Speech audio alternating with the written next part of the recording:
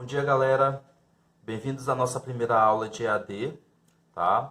Hoje vamos falar sobre o sistema respiratório. Na aula passada a gente terminou o sistema endócrino, tá?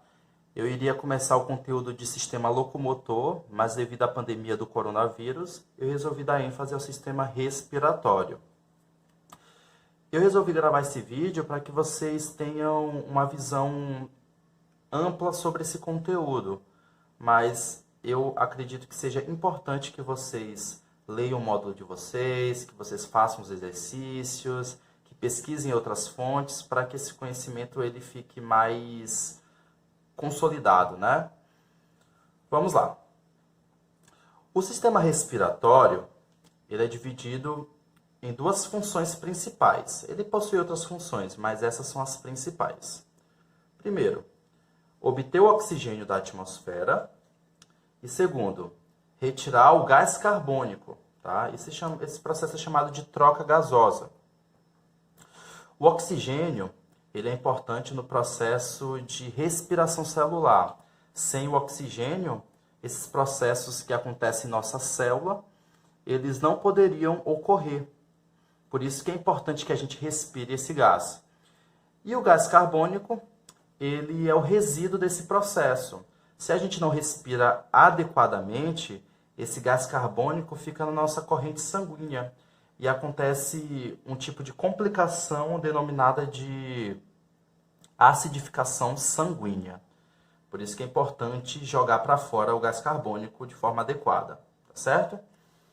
Olhem só as porcentagens de gases na atmosfera que são importantes, em sua maioria, para o processo de respiração.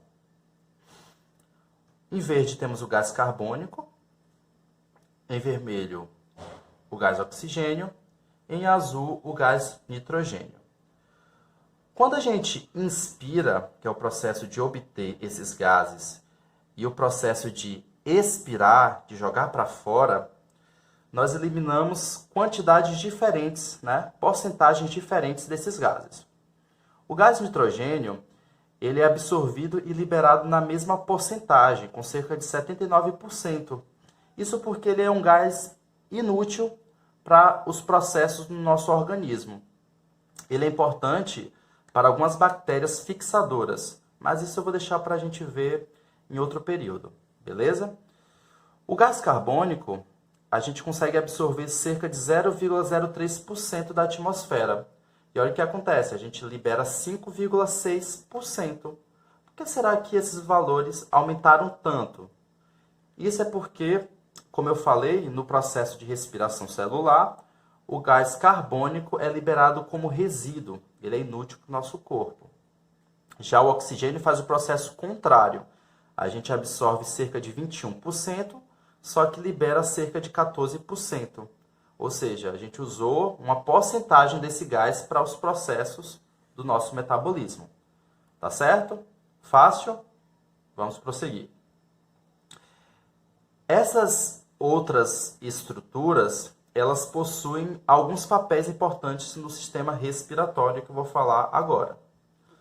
Aqui próximo ao nariz, nós temos uma estrutura com duas fendas paralelas, chamadas de fossas nasais, essa região aqui.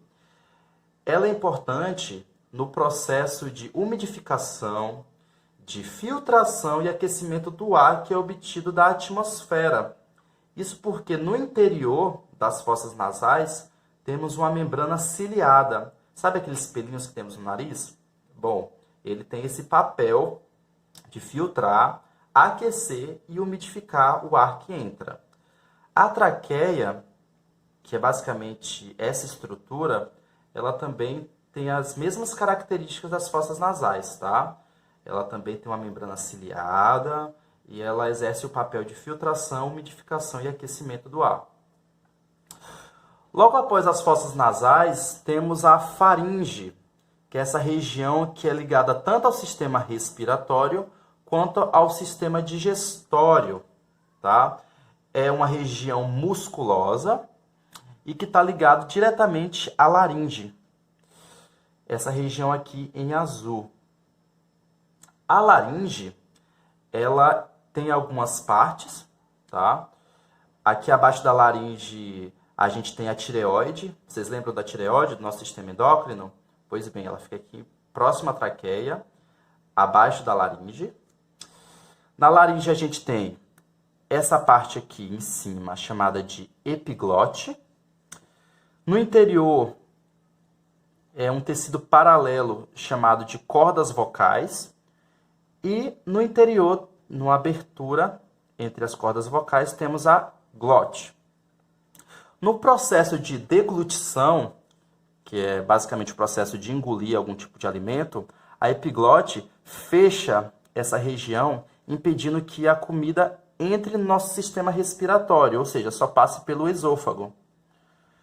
Por isso que ela é tão importante. E as cordas vocais, ela está relacionada diretamente ao processo de voz, né? Sem elas a gente não conseguiria falar. E está ligado também ao oxigênio, ao gás, né? A gente sabe que o som só consegue se propagar no ar, física, né? Abaixo da laringe, temos essa estrutura aqui cilíndrica, feita de anéis membranosos, que é a traqueia, como eu expliquei, que tem a mesma função das fossas nasais. Ela forma uma bifurcação aqui nessa região. Essa bifurcação aqui, que liga aos dois pulmões, é chamado de brônquios. E os brônquios possuem subdivisões. Que subdivisões são essas? Essas ramificações aqui, ó, no interior dos pulmões, é chamado de bronquíolos. E essas bolinhas azuis aqui são os alvéolos pulmonares, tá? Esses alvéolos pulmonares, eles estão ligados diretamente ao processo de trocas gasosas.